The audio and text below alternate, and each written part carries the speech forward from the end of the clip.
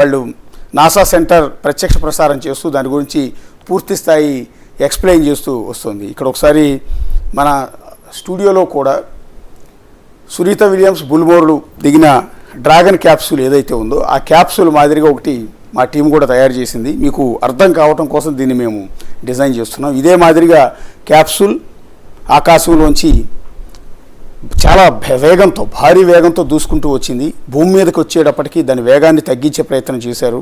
అలా చేసే క్రమంలో పారాచూట్లు ముందు 2 ఓపెన్ అయ్యాయి, తర్వాత ఇంకా 2 ఓపెన్ అయ్యాయి. అలా ఓపెన్ అయ్యి దాని వేగాన్ని ఇంకా ఇంకా ఇంకా తగ్గించుకుంటూ సేఫ్గా నీళ్ళల్లోకి వచ్చి ఆ డ్రాగన్ క్యాప్సూల్ ల్యాండ్ అయింది. ల్యాండ్ అయిన తర్వాత డ్రాగన్ క్యాప్సూల్ నీళ్ళల్లో ఇదే మాదిరిగా తేలుతూ వచ్చింది. మీరు ఎదురుగా దృశ్యాల్లో చూసినా కూడా సేమ్ ఒరిజినల్ వాళ్ళ నాసా విజువల్స్లో కూడా సేమ్ ఇలాగే కనిపిస్తూ ఉంటుంది. నీళ్ళల్లో తేలియాడుతూ స్పేస్ ఎక్స్కి సంబంధించిన డ్రాగన్ క్యాప్సూల్ ఆ విధంగా ఉంటే దాని చుట్టూ బోటుల్లో వెళ్ళి ఆ డ్రాగన్ క్యాప్సూల్ని మెల్లగా షిప్లోకి ఎక్కించి ల్యాబ్కు తరలించారు. ఒకసారి మహేంద్ర గారు ఎట్లా అది అంటే వెరీ ఇంట్రెస్టింగ్ అనమాట. ఇప్పుడు వాళ్ళిద్దరూ దిగారు, వీళ్ళిద్దరు కాదు నలుగురు దిగారు. దిగిన వాళ్ళని ఎక్కడికి తీసుకెళ్తారు, ఎంతకాలం పాటు వాళ్ళని ల్యాబ్లో ఉంచే అవకాశం ఉంటుంది? సో ముందుగా ఇది గ్రేటెస్ట్ మైల్ స్టోన్ అండి. నాసా, స్పేస్ ఎక్స్, స్టార్లీనర్ ముగ్గురిని అభినందించాలి ఫస్ట్.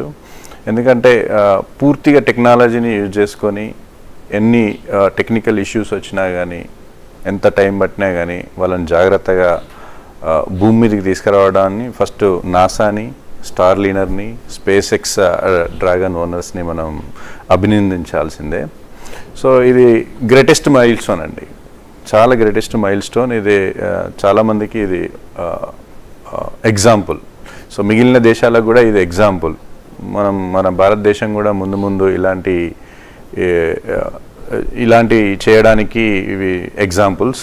ఎందుకంటే వాళ్ళు ఏమేమి టెక్నికల్ ఇష్యూస్ ఫేస్ చేశారో వాటిని ఓవర్కమ్ చేసుకోవడానికి మిగిలిన దేశాలకు, ప్రపంచ దేశాలకు ఇది మంచి ఎగ్జాంపుల్.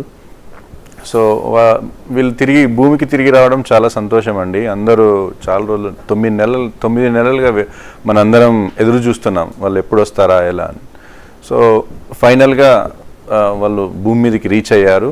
సో వాళ్ళు రీచ్ అయిన తర్వాత ఫస్ట్ వాళ్ళని హెల్త్ సెంటర్కే తీసుకెళ్తారండి. ఎందుకంటే జీరో గ్రావిటీలో ఎక్కువ దాదాపు 9 నెలల పాటు ఉన్నారు. సో ఆ జీరో గ్రావిటీలో ఉండడం వల్ల ఏంటంటే బోన్ డెన్సిటీ తగ్గిపోతుంది, అట్లే మజిల్ పవర్ కూడా తగ్గిపోతుంది. ఎందుకంటే వాళ్ళు మైక్రో గ్రావిటీలో ఉంటారు. మైక్రో గ్రావిటీలో ఉండడం వల్ల కొన్ని హెల్త్ ఇష్యూస్ వచ్చే అవకాశం ఉంటుంది ఎక్కువ రోజులు ఉండడం వల్ల. సో తక్కువ రోజులు ఉంటే ఏం ప్రమాదం ఉండదు, ఎక్కువ రోజులు ఉన్నారు కాబట్టి.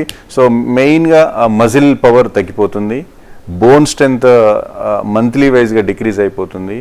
సో కొంచెం ఐ సైట్ వచ్చే అవకాశాలు కూడా ఉంటాయి. ఓవరాల్గా కొంచెం హెల్త్ మీద చాలా ఎఫెక్ట్ పడే అవకాశాలు ఉంటాయి. కాబట్టి ఇమ్మీడియట్గా వాళ్ళని హెల్త్ సెంటర్లో చేసి వాళ్ళని అబ్జర్వేషన్ చేస్తారు ఫస్ట్, వాళ్ళ సిచ్యువేషన్ ఎలా ఉంది అని. సో అందుకే మొదటగా వాళ్ళు ఆ క్యాప్సూల్ ఎప్పుడైతే ప్లాష్ డౌన్ అయిందో కాలిఫోర్నియాలో సముద్రం దగ్గర, సో వెంబటే వాళ్ళని హెల్త్ సెంటర్కి పంపించి వాళ్ళ ఆరోగ్యం ఎలా ఉందని అబ్జర్వేషన్లో ఉంచుతారు. సో అబ్జర్వేషన్లో ఉండి వాళ్ళకి ఏమైతే డెఫిషియన్సీ ఉన్నాయో ఆ డెఫిషియన్సీ ఉన్న సప్లిమెంట్స్ని ఇవ్వడానికి ప్రయత్నిస్తారు. సో ఎన్ని నెలల పాటు ఉండొచ్చండి? అంటే మామూలుగా ఇప్పుడు మన మాదిరిగా ఈ భూ వాతావరణానికి అలవాటు పడాలి ఏంటి? మినిమం 1 to 2 months పడుతుందండి. సో వాళ్ళ హెల్త్ కండిషన్ని సీరియస్గా అబ్జర్వేషన్ చేసిన తర్వాత ఎక్కడైతే డెఫిషియన్సీ ఉందో ఆ సప్లిమెంట్స్ ఇస్తారు. ఇచ్చిన తర్వాత వాళ్ళకి ఎన్ని రోజులు అవసరం ఉంటుందో దాన్ని బట్టి వాళ్ళను హెల్త్ సెంటర్లో అబ్జర్వేషన్స్లో ఉంచుతారండి. ఓకే, అంటే బేసిక్గా ఒకసారి ఆ విజువల్స్ ప్లే చేయండి పీసీఆర్.